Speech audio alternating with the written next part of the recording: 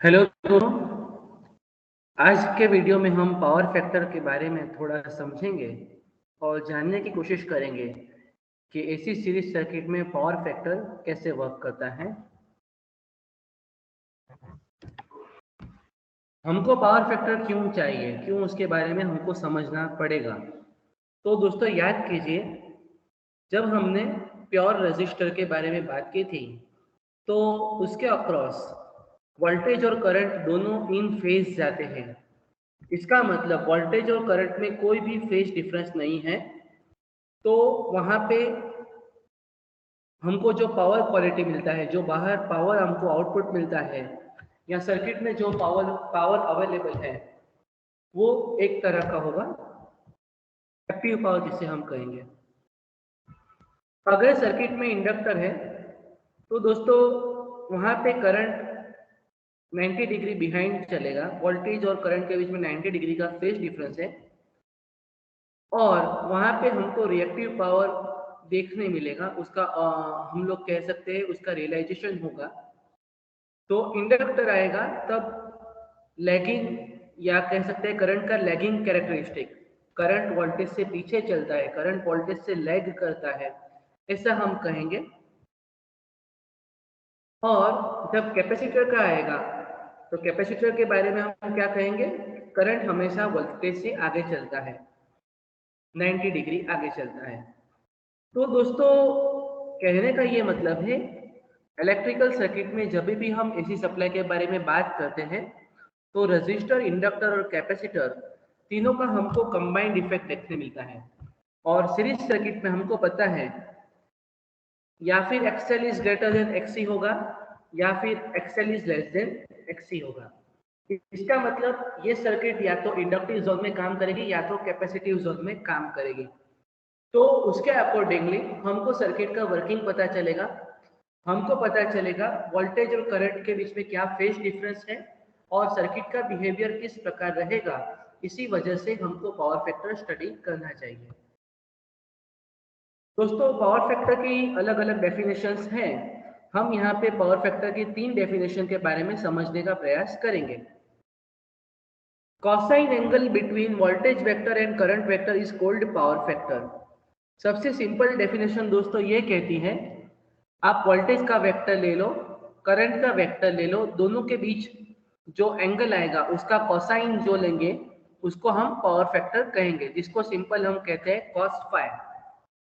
मान लीजिए वोल्टेज है और मान लीजिए करंट है, दोनों के बीच में वेक्टर में 5 डिग्री का यहाँ पे डिफरेंस अगर है तो cos phi will be the power factor as per definition 1।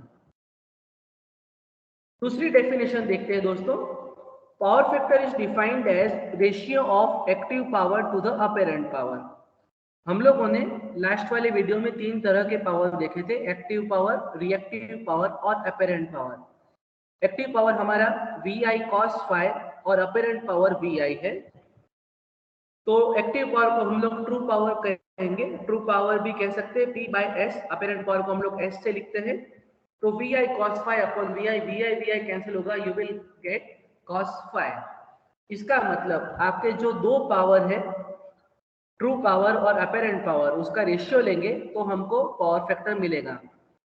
दोस्तों कई बार कई रिसर्चर इसका ऐसा भी मतलब निकालते हैं कि सर्किट की प्योरिटी के जो नंबर्स है उसको पावर फैक्टर कहते हैं, सर्किट कितनी प्योर है तो उसको भी पावर फैक्टर कह सकते हैं।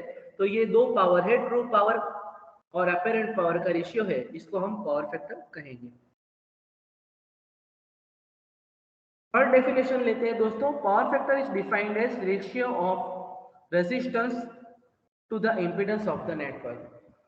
Resistance to the impedance, resistance हमारा है R और इम्पीडेंस हमारा है Z। तो यहाँ पे हम लोग दोस्तों यही लेंगे, true power upon apparent power. और दोनों के इक्वेशन हमको पता है, P is equal to I square R होता है और S is equal to I square Z होता है। दोनों में से आई स्क्वायर कैंसिल हो जाएगा, you will get R by Z.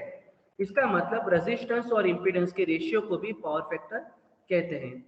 दोस्तों हमने यहाँ पे 3 डेफिनेशन देखी। पहली डेफिनेशन आपको कहती है वोल्टेज और करंट का जो एंगल आता है उसके जो कोसाइन आप लेंगे वो वैल्यू को पावर फैक्टर कहेंगे। दूसरी चीज है हमारा ट्रू पावर और अपेरेंट पावर, एक्टिव पावर और अपेरेंट पावर के रेशियो को भी पावर फैक्टर कह सकते हैं। और थर्ड डेफिनेशन है रेजिस्टेंस और इंपीडेंस के रेशियो को भी पावर फैक्टर कहते हैं। यूनिट ऑफ पावर फैक्टर हमको पता है यूनिटलेस होगा। पावर फैक्टर एक दोस्तों नंबर है, वहां पे कोई भी एंगल नहीं आएगा। हम लोग पावर फैक्टर की जब बात करेंगे तो हम लोग लीडिंग या लैगिंग कहेंगे, लेकिन there is possibility of unity power factor. Unity का मतलब क्या है, उसका वैल्यू 1 आएगा। तो जब वोल्टेज और करंट के बीच में का एंगल 0 आएगा तो उसको यूनिटी पावर फैक्टर कहेंगे। cos phi is equal to 0 is equal to 1, cos 0 1 आ जाएगा। cos 0 हमने एंगल क्या लिया, 0 लिया। मान लीजिए यहाँ पे रेजिस्टेंस है और रेजिस्टर में ये वोल्टेज का वेवफॉर्म है, करंट का वेवफॉर्म है। यहाँ पे दोनों के बीच कोई भी फेज डिफरेंस नहीं है, तो इसका मतलब फाई का वैल्यू 0 आएगा। फाई का वैल्यू हमको मिलेगा 0। वोल्टेज और करंट वेक्टर में 0 डिग्री का डिफरेंस है, इसीलिए cos 0 1 आएगा। तो दोस्तों जब रेजिस्टिव लोड की हम बात करेंगे, हमारे घर का जो लैंप लोड है या फिर लेबोरेटरी में आपका रेजिस्टिव लोड है, वो सारों का power factor unity power factor आएगा। वैसे भी दोस्तों याद कीजिए, जब हमने डीसी सप्लाई के बारे में बात किया था तो हमने पावर फैक्टर का कोई जिक्र ही नहीं किया था, क्योंकि वहां पे हम ना तो फ्रीक्वेंसी कंसीडर करते हैं ना तो फेज डिफरेंस कंसीडर करते हैं। ये सारे टर्म एसी सर्किट में ही आते हैं। लैगिंग पावर फैक्टर की दोस्तों बात कर लेते हैं। When current is lagging behind voltage at phi angle, 0 से 90 डिग्री का कोई भी डिफरेंस है और करंट पीछे जा रहा है, पीछे चल रहा है, तो उसको लैगिंग पावर फैक्टर कहते हैं। तो मान लीजिए वोल्टेज का वेक्टर है, ये करंट का वेक्टर है, यहाँ पे वोल्टेज और करंट के बीच में 5 डिग्री का हमको डिफरेंस दिख रहा है, तो ये लैगिंग हुआ। तो यहाँ पे अगर वेक्टर डायग्राम आप ड्रॉ करो तो एक एंगल मिलेगा 5 डिग्री, तो ये केस को हम lagging power factor, lagging cos phi कहेंगे। और अगर इंडक्टर है दोस्तों तो वहां पे हमको पता है current lags voltage by 90 degree, तो वो होगा cos 90 इज इक्वल टू 0, तो 0 लैगिंग कहेंगे उसको। यहाँ पे दोस्तों फिक्स है, वोल्टेज और करंट के बीच 90 डिग्री का डिफरेंस है, इसीलिए cos 90 आएगा और cos 90 का वैल्यू 0 आपको पता है। तो ये वो है हमारा इंडक्टर के लिए पावर फैक्टर। लीडिंग की बात करते हैं, 0 से 90 के बीच में अगर लीडिंग है, इसका मतलब करंट आगे चल रहा है। मान लीजिए ये आरसी कॉम्बिनेशन के लिए होगा, तो ये उसको लीडिंग पावर फैक्टर कहेंगे। वहां पे क्या होता है, वोल्टेज से आगे चल रहा है करंट, इसका मतलब वोल्टेज 0 से शुरू होता है, तब तक करंट ऑलरेडी पॉजिटिव में इंक्रीज हो चुका होता है। करंट का जो यहाँ पे प्रोडक्शन है या करंट का मैग्नीट्यूड आपको ऑब्जर्वेबल रहेगा वोल्टेज के पॉजिटिव मैग्नीट्यूड से पहले। तो ये हमारा लीडिंग पावर फैक्टर है। यहाँ पे मान लीजिए 5 डिग्री डिफरेंस है और इसका वेक्टर डायग्राम लेके करंट आगे चल रहा है, तो ये जो केस है उसको लीडिंग पावर फैक्टर कहेंगे। इस केस में हम लोग लीडिंग पावर फैक्टर कहेंगे क्योंकि करंट आगे चल रहा है और यहाँ पे एंगल 0 से 90 डिग्री के बीच में है। तो ये हुआ cos phi लीडिंग। इसी प्रकार अगर कैपेसिटर की दोस्तों बात करेंगे तो कैपेसिटर में 90 डिग्री का डिफरेंस रहेगा एज पर इंडक्टर की तरह से ही, लेकिन यहाँ पे क्या होगा, करंट लीडिंग चल रहा है, करंट पहले दिखेगा, वोल्टेज बाद में दिखेगा। तो यहाँ पे ये वोल्टेज है और करंट ऑलरेडी पॉजिटिव हाफ में 90 डिग्री अबोव चल रहा है, 90 डिग्री बिफोर चल रहा है। तो ये वोल्टेज है, करंट है, वोल्टेज यहाँ पे ऐसा करंट यहाँ पे ले लिया, तो ये करंट यहाँ पे आप कह सकते हो 90 डिग्री लीडिंग है, तो ये cos 90 इज इक्वल टू 0 हुआ। तो दोस्तों 0 पावर फैक्टर हुआ, लीडिंग 0 लैगिंग, ये सारी चीजें आप प्रैक्टिकल में यूज करते हैं। और आपको यहाँ पे मैं कुछ बातें कहना चाहूंगा। हमारा जो पावर सिस्टम है वो पावर सिस्टम प्योरली इंडक्टिव है।